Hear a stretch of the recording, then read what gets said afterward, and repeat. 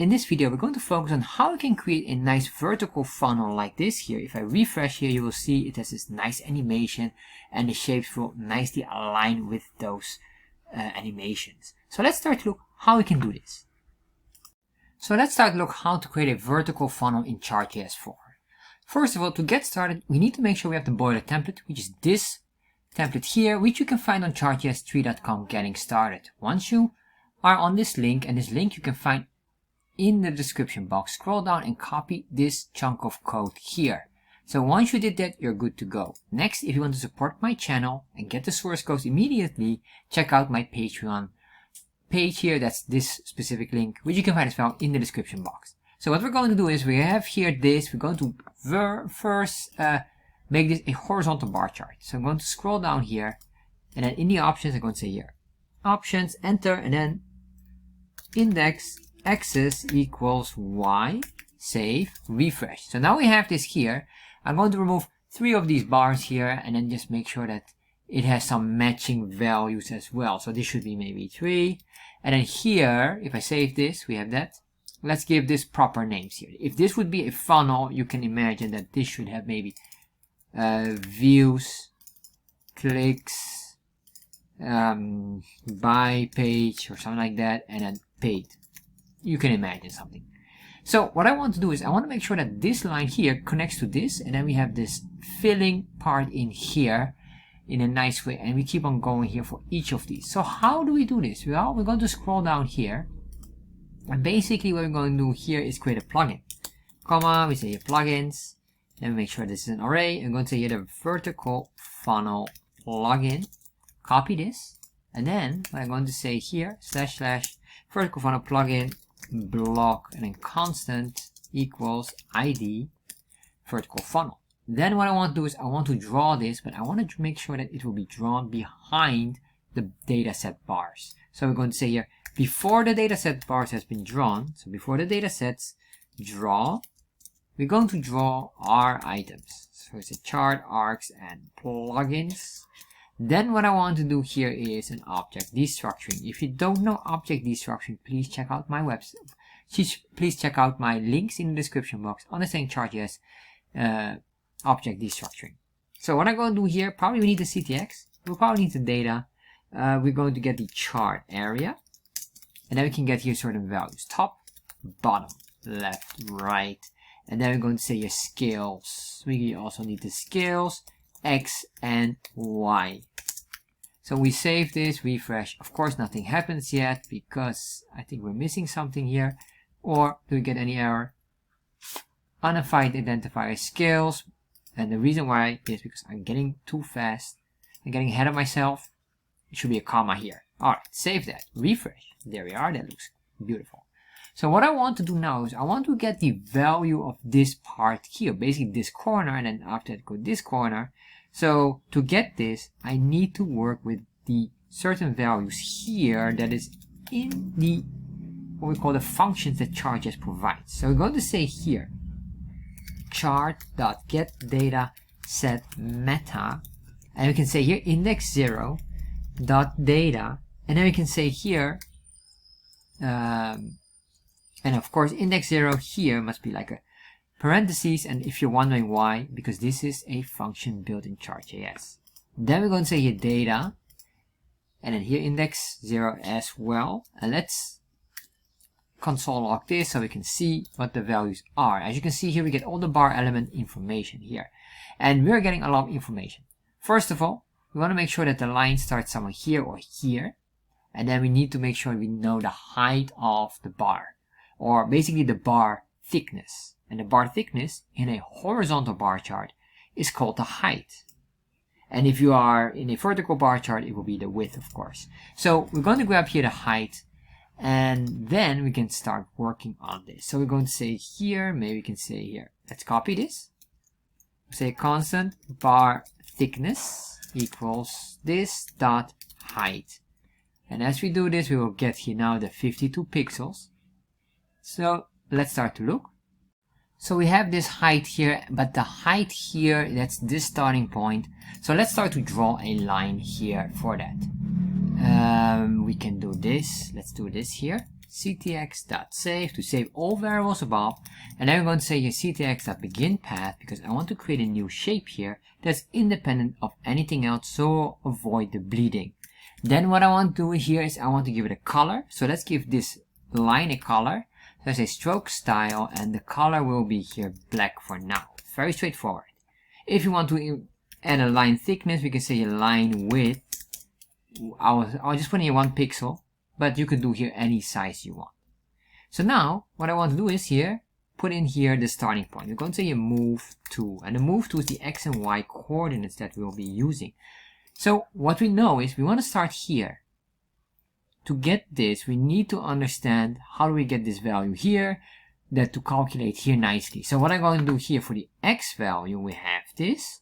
We can say here x dot, or not even x, we can get here the value of left. And the reason why is the left side of the chart area, which is basically where we want to go.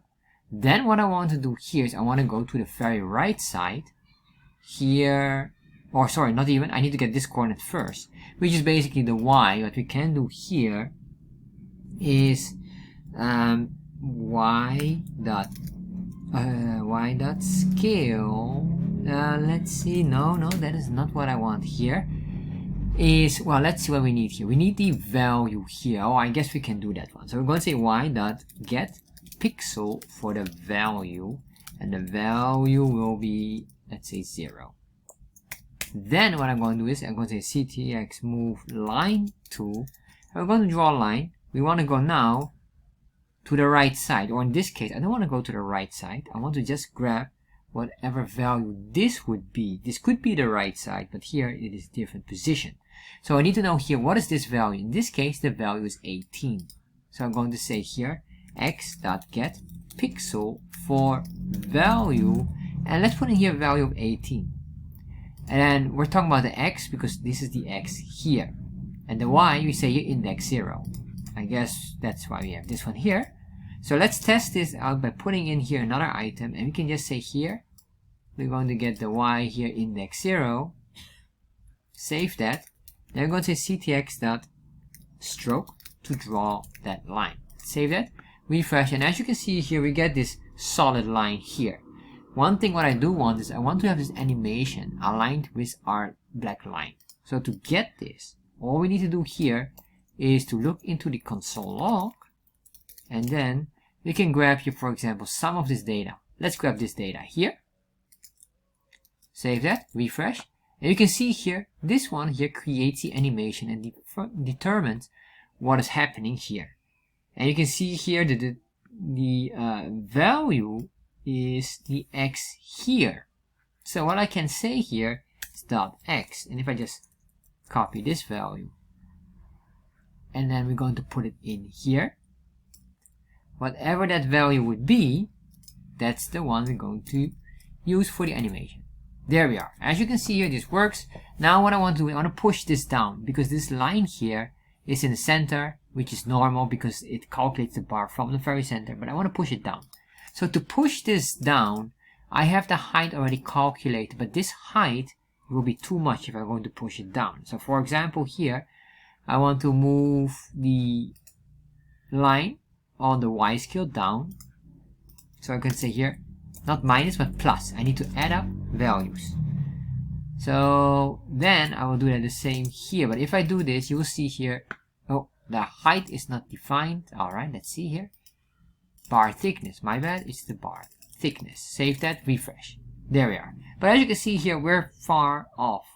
And the reason why is because it calculates from the center, but the height calculates from top to bottom of the bar thickness. So we need to have of that. So what I'm going to say here, divide by 2, save, refresh. And as you can see here now, this looks absolutely perfect. It's just on top of the other borderline here. You can play around with that if you want by deducting it 1 pixel, but I'll just leave it as it is. What I want to do now is I want to copy this, connect it to here. So what I need here is basically another line 2.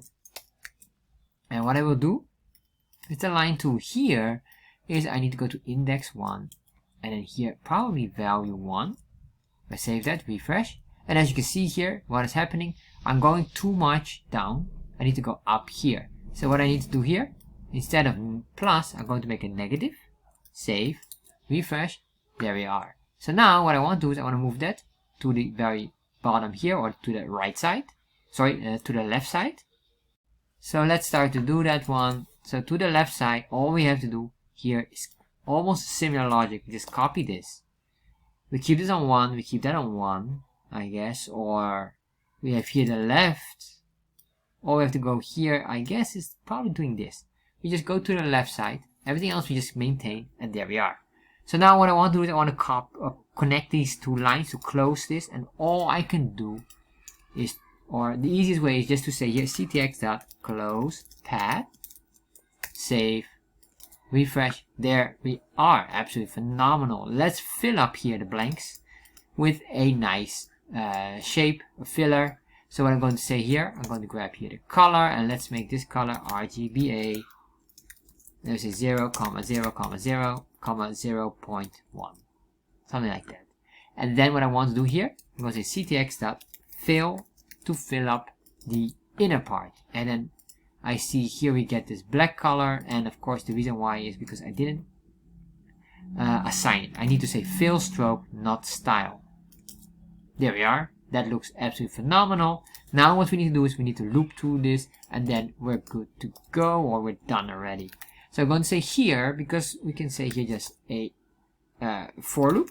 So say let value I equals a value of 0, and then we're going to say here I keep on looping through it or iterate through it, and then we're going to say here based on how many values we have. I'm going to assume here just 4 values. I have another video that covers like more other options. That's the if you're looking for the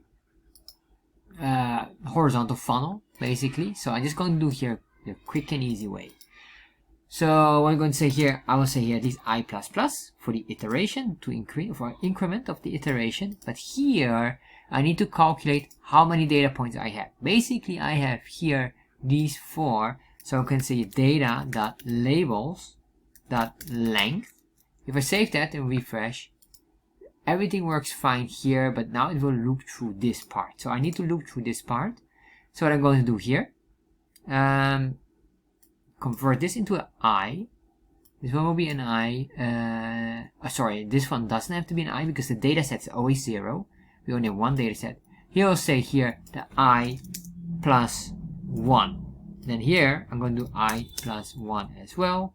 Value here is I plus 1, and this one here could be an I value. Everything else should be maintained because we're working with the data set here. We only have one data set. So if I save this and refresh, we get an error. And the reason why I is not defined on 95. Alright, let's see, of course. Make sure we have this parentheses here. Cut this out, put it in there. Save that, refresh. So now we get still an issue. And the reason why we get an issue is we're iterating, but here we will always have plus. Once it hits number 3, it will do 3 plus 4, but 4 doesn't exist here because we only have 4 data points. So index 0, 1, 2, and 3. So what I want to do here, this one probably be minus 1. Let's save that, refresh, and there we are. If you look at this here, you can see here we get this color effect. Although I really like the design, this was not intentional. So how can we avoid this? The reason why this happens is we have here this item, and it adds up here the color. I guess it keeps on looping through this. What we could do here is a restore, or we just grab this here, put these two, let's put these 2 colors, or all of this here, in this for each loop, because that makes sense, of course. I do that, this will be consistent, and we could even do here a ctx.restore to undo all these variables for the colors to avoid that they will bleed over. And now we have a nice working vertical funnel. Absolutely phenomenal. And that's it.